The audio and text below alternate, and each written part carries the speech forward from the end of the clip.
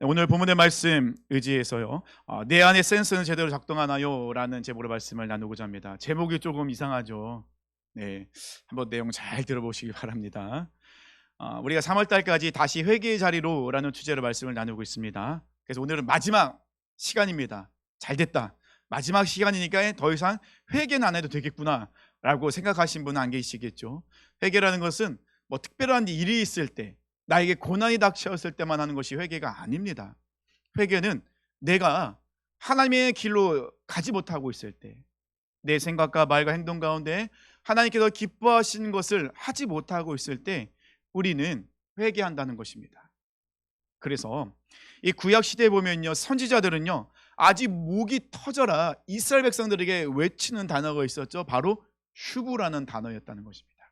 이 슈브는요, 여호와께로 돌아와라 라는 그런 뜻이고요. 진짜 선지자들은 하나님의 말씀, 하나님의 아파하는 마음을 알기 때문에 끊임없이 목이 터져라 슈브를 외쳤어요. 여호와께로 돌아가자. 하지만 이스라엘 백성들은 전혀 듣질 않습니다. 아주 고집부립니다.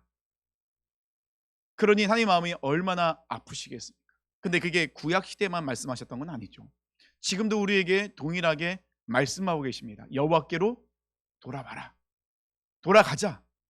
이것이 바로 회개의 모습이라는 것입니다. 그러면 어떤 사람들이 진정으로 회개하고 주님께로 돌아갈 수 있을까? 일주일 동안 말씀을 묵상하면서 준비하는 과정 속에서 이제 어떤 권사님과 말씀을 나누는데, 권사님이 저랑 비슷한 얘기를 하시더라고요. 권사님이 요즘은 정말 회개 기도를 정말 많이 하신대요. 그냥 입에 바른 그냥 형식적인 회개가 아니라 그냥 마음속에 나오는 그 회개를 하게 된다. 왜 이렇게 내가 회개를 하게 될까? 곰곰이 생각해 봤더니 지금은 하나님의 은혜 가운데 거하고 있다는 것입니다. 내가 하나님의 은혜 가운데 들어갔을 때, 말씀이 내 안에 살아 역사하실 때 나도 모르게 끊임없이 진정한 회개의 모습이 나타나더라는 겁니다. 내가 하고 싶어 하는 것이 아니라 자연스럽게 나도 모르게 하나님의 마음을 알고 나 향한 뜻을 알고, 하지만 나의 육신의 연약함 때문에 뜻대로 순종하지 못하고 여전히 내 고집대로 살아가는 모습 속에서, 그럼에도 불구하고 하나님 나를 사랑하시고 내 인생 가운데 간섭하시고 이끄시는 모습을 볼 때 진정한 회개의 모습으로 나가는 그런 것을 깨닫게 된다라고 말씀하시더라고요. 맞습니다. 진정으로 우리가 회개하는 사람들의 특징은요, 은혜 가운데 거할 때, 내가 이렇게 살아가는 것이 당연한 것이 아니라 하나님께서 나에게 베풀어 주신 것을 깨달아 알아갈 때, 그때 우리에게는 진정한 회개의 모습이 나타난다는 것입니다. 또한 회개한다는 것은요, 하나님께서 나를 포기하지 않으시고 찾아오셨던 것처럼 나도 하나님을 포기하지 않겠습니다. 하나님 앞에 나가는 거 포기하지 않겠습니다. 이것이 바로 회개의 모습이라는 것입니다. 그러면 우리가 어떻게 하면 회개하는 사람의 모습이 되어질까 한번 알아볼 필요가 있겠죠. 그래서 오늘 다윗의 모습을 보고자 합니다. 오늘 본문의 말씀은 다윗의 회개하는 모습이 나옵니다. 우리가 다윗 하면 떠오르는 것이 내 마음에 합한 자다라는 하나님의 인정하심이에요. 사실 다윗은 그 가족들, 아버지에게도 인정받지 못한 그런 어린 목동이었어요. 사무엘 선지자가 하나님의 명령에 따라 기름 부으러 하나님이 선택한 자에게 기름 붓고자 다윗 집에 왔잖아요. 첫째 행부터 계속 지나가지만 하나님은 그들을 인정하지 않습니다. 마지막 그 자리에 없지만 양을 치러 갔던 목동 다윗을 불러오고, 다윗이 그 앞에 서자 이는 내 마음에 합한 자다. 그에게 기름을 부어라. 이렇게 다윗은 하나님께 내 마음에 합한 자라. 사실 이 다윗의 모습 속에서는 하나님이 그렇게 인정하실 수밖에 없었던 것이, 다윗은 늘 하나님을 찬양하는 사람이었어요. 그래서 이 시편 150편 중에 한 대략 73편 정도가 다윗이 지은 시예요. 그러니까 시편의 절반 정도가 다윗이 하나님을 노래한 시편이라는 겁니다. 이처럼 다윗은 그의 인생 가운데 늘 끊임없이 하나님을 찬양하고 하나님의 이름을 높이고 이런 삶을 살았던 사람이 다윗이었습니다. 그럼 그렇게 다윗이 그렇게 하나님을 찬양할 수 있었던 거, 하나님의 은혜 가운데 은혜를 은혜로 알고 있었기, 하나님의 은혜가 그 안에 충만하게 젖어 있었기 때문에 그렇게 찬양할 수 있었고 하나님께 영광 올려드릴 수 있었다는 것입니다.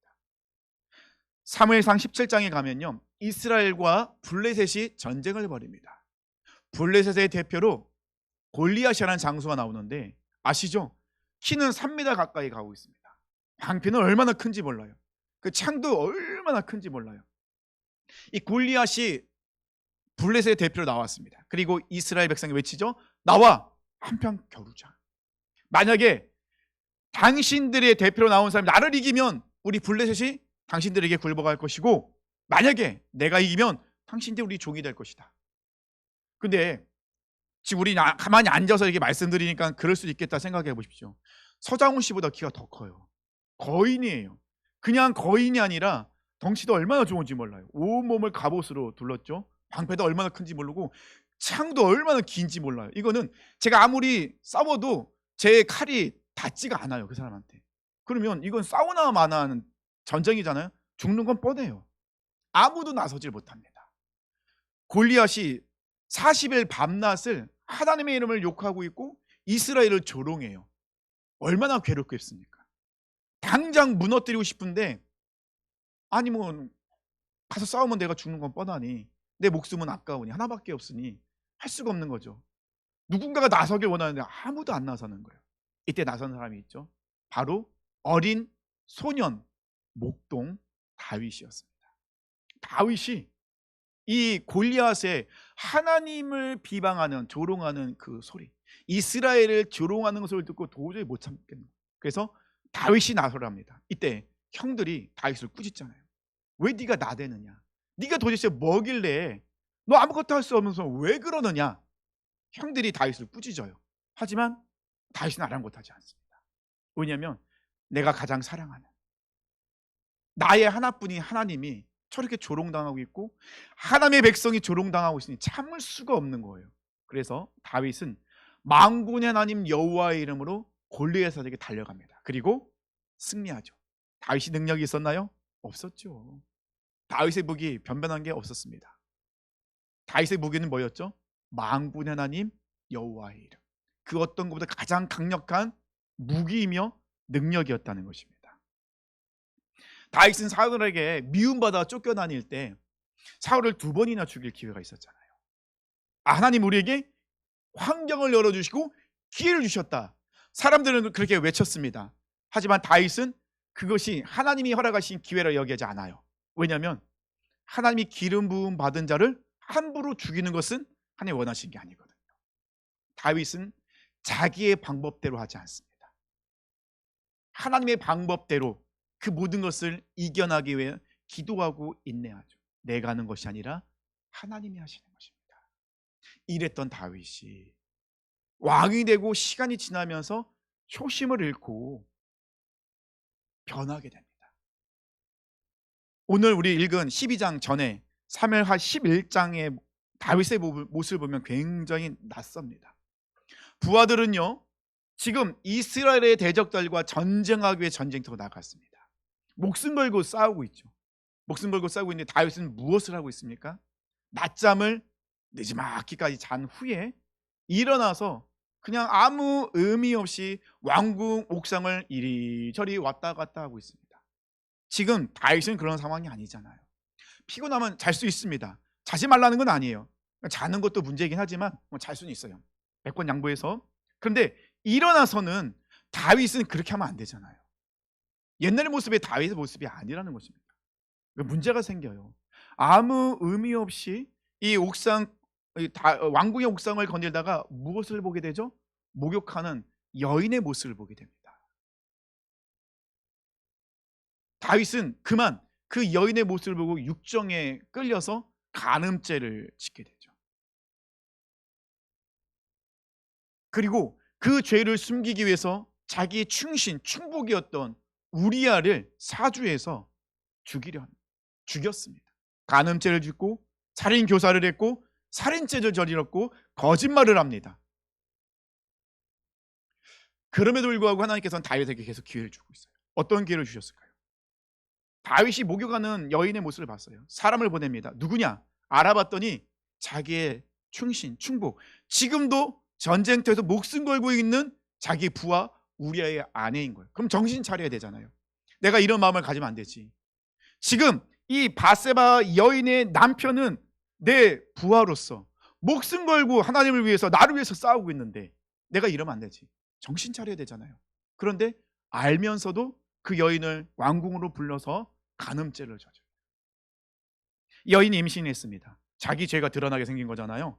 그래서 자기 죄를 숨기기 위해서 전쟁터에 있는 우리아를 불러들여요. 우리아가 왕궁에 왔어요. 다윗은 우리아에게 뭐라고 하죠? 너 고생 많았다. 이제는 집에 가서 아내와 한번 편하게 좀 쉬어라. 근데 우리아는 집에 가지 않습니다. 왕궁의 문에서 다른 부하들과 함께 잠을 자요. 그리고 고백하죠. 지금 언약궤가 그리고 하나님의 백성들 군인들이 하나님을 위해 싸우고 있는데 내가 어찌 나 혼자 편하게 집에 가서 아내와 쉴 수 있습니까? 그럴 수 없습니다. 하나님 주신 기회예요. 어떤 기회죠? 우리아의 모습은 다윗의 모습이었어요. 하나님을 위해서 목숨 걸고 싸웠던 다윗. 내 방법이 아닌 하나님의 방법대로 모든 것을 순종하며 달려갔던 다윗. 그런데 이 우리아의 모습을 보면서 하나님은 다윗이 깨닫길 원하셨는데 다윗은 깨닫지 못합니다. 그래서 우리아를 어떻게 하죠? 여호와에게 편지를 써서 우리아를 죽게끔 만들죠. 죄에 중독된 이 다윗은 하나님께서 계속해서 다윗에게 기회를 주시고 깨닫기를 원하시는데 다윗은 전혀 반응하지 않아요. 다윗 안에 있는 하나님에 대한 센서가 반응하지 않습니다. 지금 하나님은 다윗에게 계속해서 경고를 울려주시잖아요. 너 이렇게 하면 안 되는 거야. 너 지금 자고 있을 때가 아니잖아. 지금 너는 해야 될 일이 있잖아. 끊임없이 하나님은 다윗에게 경고를 올리고 계신데 문제는 이 다윗 안에 있는 센서가 말을 듣지 않는 거예요. 오작동하고 있는 겁니다. 반응하지 않고 있어요. 그래서 하나님께서는 다시 한번 이 다윗에게 기회를 주십니다. 아주 이번에는 적나라하게 기회를 주시죠. 나단 선지자를 다윗에게 보내십니다. 그게 오늘 본문 12장의 말씀이에요. 나단 선지자는 다윗에게 옵니다. 그리고 한 이야기합니다. 왕이시여, 제 얘기를 들어보십시오. 어떤 한 곳에 부자와 가난한 사람이 있습니다. 부자에게는 소나 양이 많습니다. 그런데 가난한 사람에게는 암양 새끼 한 마리밖에 없습니다. 이 가난한 사람이 얼마나 이 암양 새끼를 소중하게 여기는지 자기가 먹는 음식을 이 양에게 주고 자기가 마시는 잔에 이 양이 마시게 합니다. 내 자기 딸처럼 이 양을 키우고 있는 거예요. 가난한 사람이요. 하루는 이 부잣집에 손님이 찾아온 거예요. 그 중동의 문화로는 손님이 찾아오면 극진히 대접을 해야 되는 거예요. 그런데 이 부자가 이 손님에게 대접을 하기 위해서 자기 양이나 소를 잡아야 되는데 아까운 거예요. 그래서 어떻게 합니까? 가난한 사람이 그렇게 애지중지 키우고 있는 그 암양 새끼를 뺏어서 그 손님을 대접한 거예요. 다윗이 이 이야기를 듣고 화가 나는 거예요. 율법적으로 따지면 이 부자는 죽어야 되고 당연히 죽어야 되고 4배나 갚아줘야 되는 거예요. 근데 신기하지 않습니까? 다윗은 하나님 앞에 죄를 지을 때 그의 이 율법적인 센서는 움직이지 않아요. 그런데 이 다른 사람에 대해서는 너무나도 정확하게 센서가 울리고 있는 거예요. 율법을 범했다. 율법을 범했으니 죽어야 되는 것도 마땅하고 4배를 갚아야 된다. 신기하지 않습니까? 나에게는 울리지 않아요. 그런데 다른 사람에게는 기가 막히게 울리고 있는 거예요. 자신은 탐욕과 간음과 살인교세와 살인과 살인방조와 거짓말을 하고 있는데 그때마다 하나님은 다윗에게 깨달으라고 말씀하고 계신데도 불구하고 다윗은 반응하지 않아요. 다윗 안에 있는 이 센서는 소리를 내지 않습니다. 경보음을 내지 않습니다. 온갖 죄를 다 짓고 있지만 작동하지 않고 있다가 신기하게도 그 센서는 다른 사람에게만 작동을 하는 거예요. 이런 상황 속에서 하나님께서 나단 선지자를 통해서 다윗에게 아주 정확하게 이야기하십니다. 그 사람이 바로 당신이다. 그 악한 부자가 바로 너다. 오늘 본문에 보니까요, 하나님께서 다윗에게 2번이나 동일하게 하는 말씀이 있었어요. 어떤 말씀이냐면요, 내가 여호와의 말씀을 업신여기고. 두 번이나 반복해 말씀하십니다. 뭐라고요? 다윗이 여호와 하나님의 말씀에 어떻게 해요? 업신여겼다. 업신여겼던 건 뭐죠? 하나님이 다윗이 죄를 지으려 할 때마다 경고를 하시면 말씀하시지만 그 안에 있는 센서는 작동하지 않아요. 반응하지 않아요. 업신여겼습니다. 무엇을요? 여호와 하나님의 말씀을요. 네가 여호와의 말씀을 업신여기고 나 보기에 악을 행하였다. 그렇다면 다윗은 왜 이 지경까지 왔을까요? 왜 다윗의 그 마음속에 있는 이 영적인 센서는 왜 작동하지 않고 있는 걸까요? 그거 모르는 걸까요? 아니죠. 알고 있죠. 그 부자 비유를 들 때 정확하게 율법 센서가 반응했잖아요. 그 부자는 죽어야 되고 4배나 갚아야 됩니다. 정확했어요. 근데 왜 다윗에게는 작동하지 않을까? 다윗은요, 그 누구보다 앞장선 사람이었어요. 전쟁이 나면 가장 먼저 앞장서서 싸우는 사람이었습니다. 목숨 걸고 부하들을 지키는 자였습니다. 여호와 하나님을 지키는 자였습니다. 하나님을 위해서 전쟁하는 자였습니다. 그리고 전쟁에 나갈 때마다 다윗은 반드시 기도합니다. 꼭 물어봅니다. 하나님, 갈까요 말까요? 전쟁을 할까요 말까요? 어떡할까요? 늘 기도하고 하나님의 방법대 뜻대로 이 모든 것을 이루려 했던 사람이 다윗이었습니다. 근데 지금 오늘 본문의 다윗의 모습은 전혀 그렇지 않아요. 그는 깨어 있어야 될 때 잠자고 있습니다. 영적으로 묻어져 있고 영적으로 무너져 있습니다. 그 누구보다 하나님의 도우심을 구하며 기도하던 사람이 잠을 잘 수는 있죠. 일어나서 기도하기는커녕 부하들은 목숨 걸고 싸우고 있을 때 다윗은 아무 의미 없이 옥상을 이리저리 왔다 갔다 하고 있을 뿐입니다. 기도할 자리에 기도하지 않습니다. 그가 있어야 할 자리에 있지 않습니다. 은혜의 자리, 코람대우 하나님 앞으로 나가지 못하고 있어요. 나단 선지자는 다윗에게 이렇게 이야기합니다. 오늘 본문 7절과 8절이죠. 나단이 다윗에게 이르되 당신이 그 사람이라.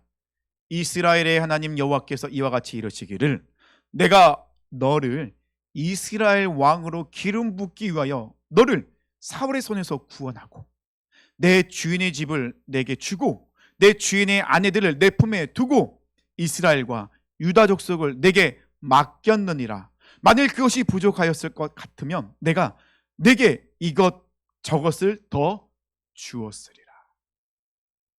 나단 선지자는 지금 다윗에게 무엇을 알리고 있죠? 하나님이 다윗에게 그동안 베풀어 줬던 은혜. 사실 다윗이 왕이 될 수 있는 사람은 아니잖아요.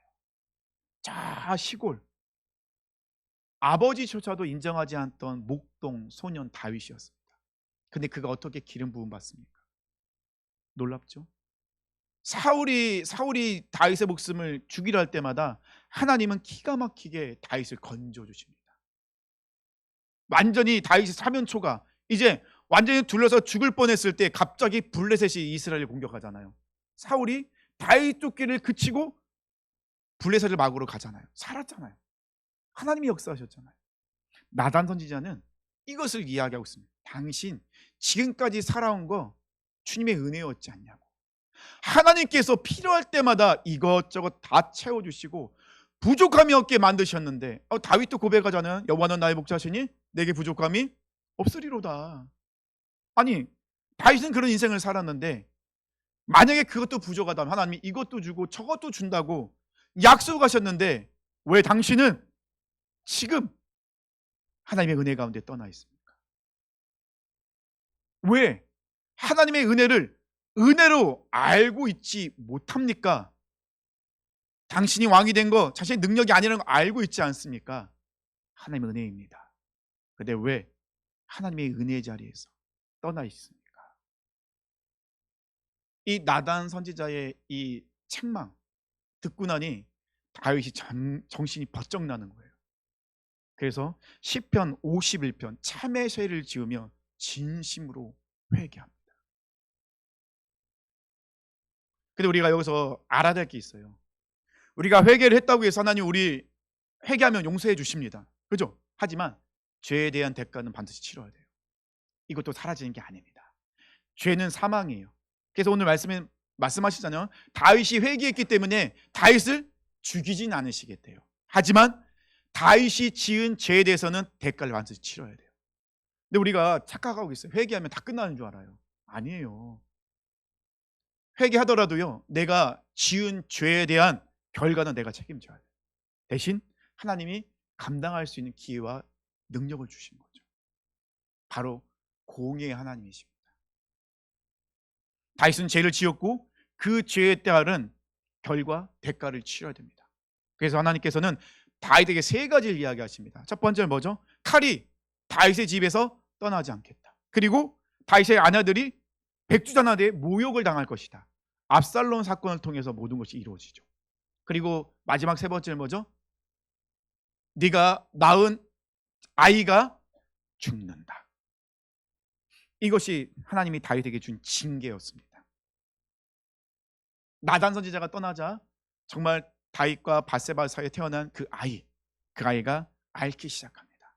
성경에서는 뭐라고 이야기죠? 하나님이 그를 아이를 치셨다. 15절 17절 말씀 보니까요. 나단이 자기 집으로 돌아가니라 우리아의 아내가 다윗에게 낳은 아이를 여호와께서 치심에 심히 앓는지라.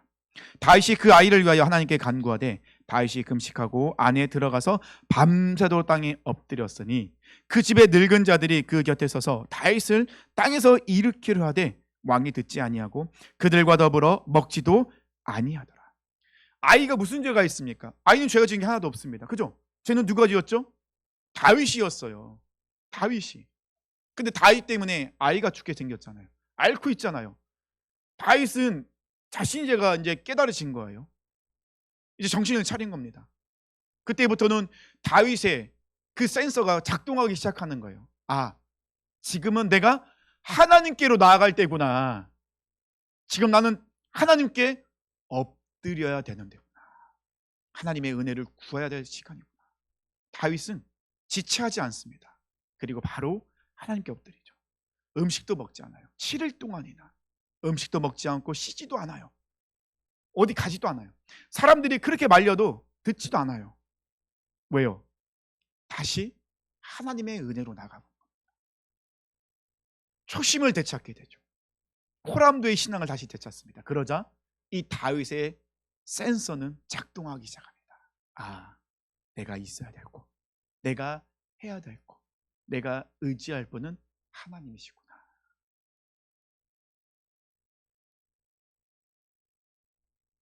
다윗은 금식하며 하나님께 매달립니다. 사람들이 말려도 소용이 없어요. 근데 결국 아이는 죽어요. 신하들은 큰일 난 거예요. 왜냐하면 왕이 아이가 앓고 있을 때 7일 동안이나 아무것도 안 먹었단 말입니다. 씻지도 않았어요. 그러면 아이가 죽었다면 왕이 미칠 수도 있는 거예요. 왕이 어떻게 변할지 모르는 거예요. 그러니 신하들은 얼마나 긴장이 되겠습니까? 근데 다윗이 알아차려요. 신하들이 수근수근 거리는 거 듣고 그걸 물어보죠. 아이가 죽었느냐?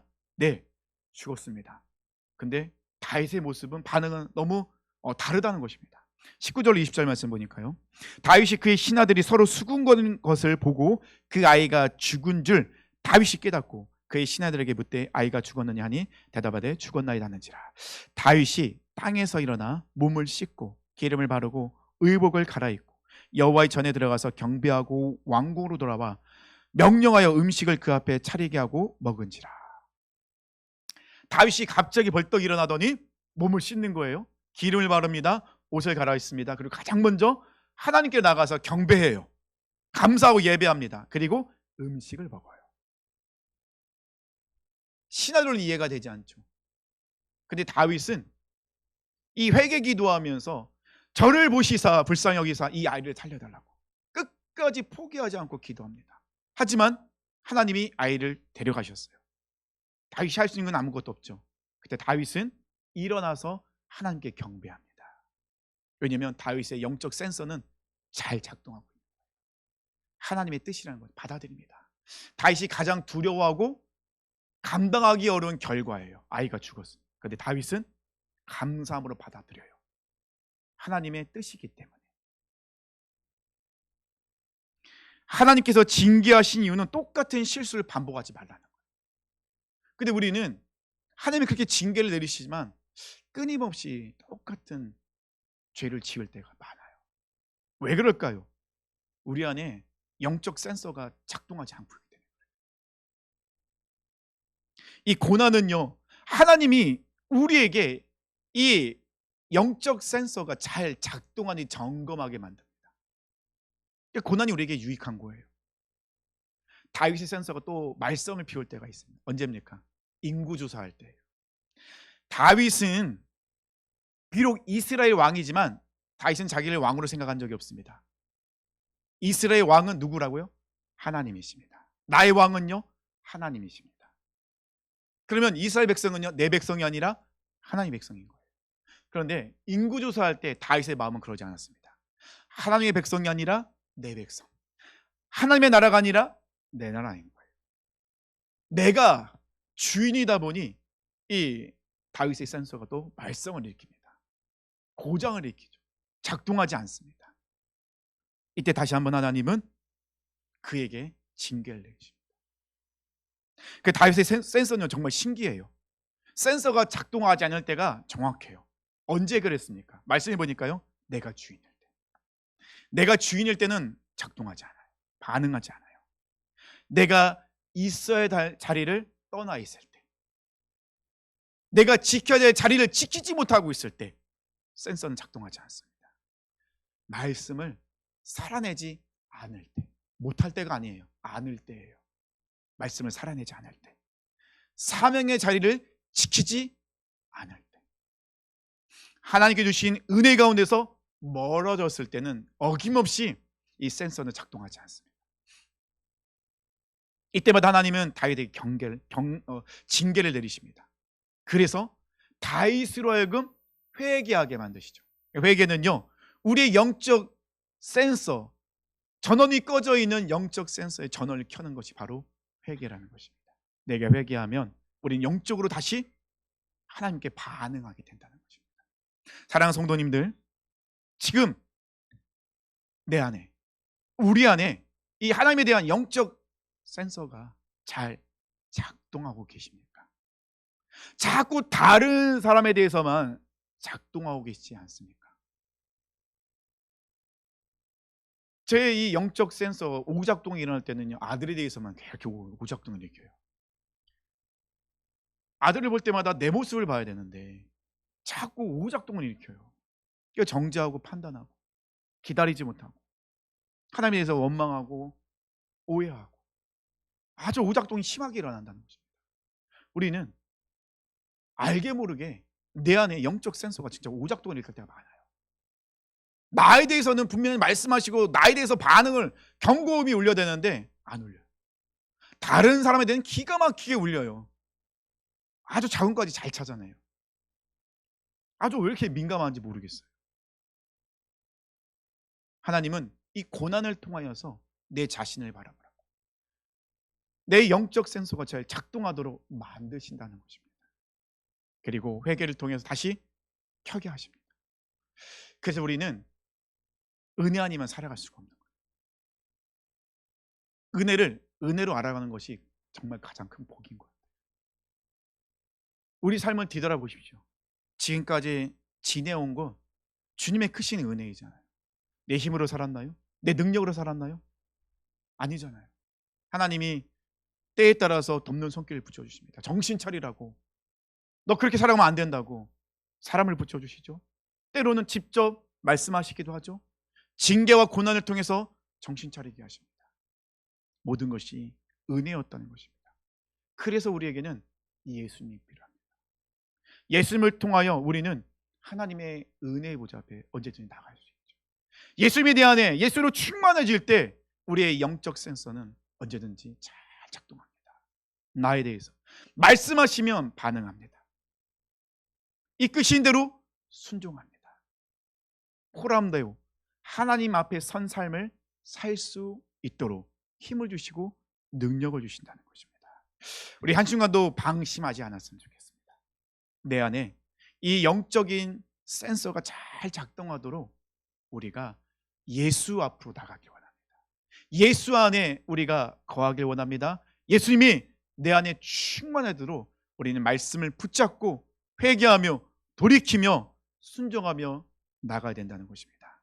사랑하는 성도님들, 다시 한번 고백하며 나가길 원합니다. 은혜 아니면 안 됩니다. 오직 나에게는 예수뿐입니다. 우리 다시 자리에 일어나셔서 함께 찬양하며 나가길 원합니다.